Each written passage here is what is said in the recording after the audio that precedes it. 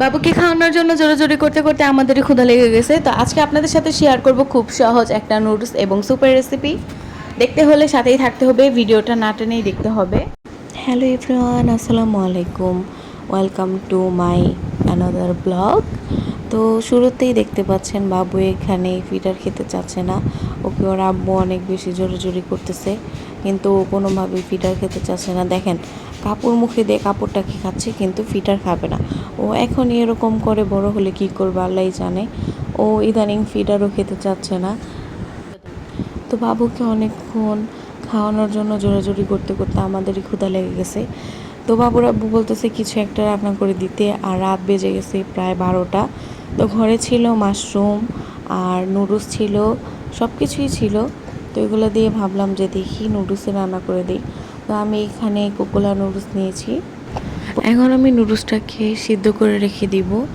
কড়াইতে দিয়ে দিলাম পরিমাণ মতো তেল, এর মধ্যে দিয়ে দিলাম কুচি করে রাখা রসুন আর কুচি করা পেঁয়াজ। এগুলোকে ভালো মতো একটু ভেজে নিব।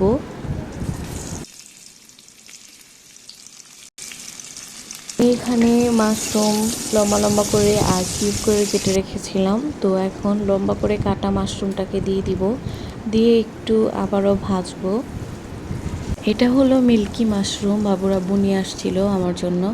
তো এগুলো ভালোভাবে ভাজা হয়ে গেলে এখন সাইড করে এর মধ্যে দিয়ে দিব একটা ডিম আর পরিমাণ মতো লবণ, আর দিয়ে দিলাম 1 প্যাকেট ম্যাগির ম্যাজিক মশলা।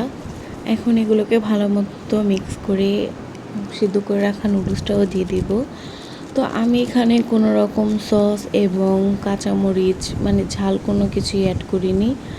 আর সসটা হচ্ছে পরে বাবুরা দিয়ে খাবে, এটার জন্য এটার মধ্যে সসও দিইনি। আর যেহেতু রাত্রেবেলা খুব তাড়াতাড়ি রান্না করতেছি, বাবু কখন যেন কান্না করে দেয় এই চিন্তায়, তাই তাড়াহুড়া করেই এভাবেই রান্না করছি। তো যাই হোক, আমার নুডলসটা রান্না করা হয়ে গেছে, দেখতে অনেক লোভনীয় লাগছে। চাইলে আপনারাও এভাবে বাসায় বানাতে পারেন। তো এরপর আমি আবার ওই কড়াইতেই দিয়ে দিলাম আরও কিছুটা পানি আর রসুন কুচি আর মাশরুম কুচি। এগুলোকে ভালো মতো একটু ভেজে নিব, বেশি লাল করে ভাজতে হবে না। ভাজা হয়ে গেলে এর মধ্যে দিয়ে দিব পরিমাণ মতো পানি। যেহেতু নুডলসেও কোনো ঝাল দিইনি, এটার মধ্যেও দিব না। আর আমার জন্য স্যুপের মধ্যেই দিয়ে দিলাম কিছুটা আস্ত গোলমরিচ, যেন খাওয়ার সময় আমি বেছে বেছে গোলমরিচগুলো খেতে পারি।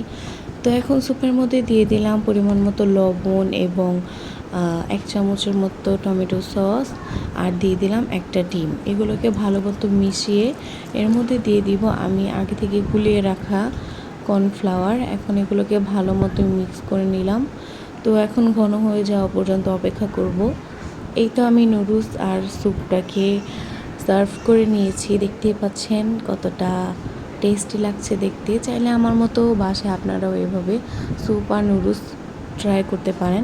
আজকের ভিডিওটা এ পর্যন্তই। যদি ভালো লেগে থাকে তাহলে আমার ভিডিওটা একটা লাইক দিবেন এবং আমার চ্যানেলটাকে সাবস্ক্রাইব করবেন এবং আমার বাবুটার জন্য দোয়া করবেন। আল্লাহ হাফেজ।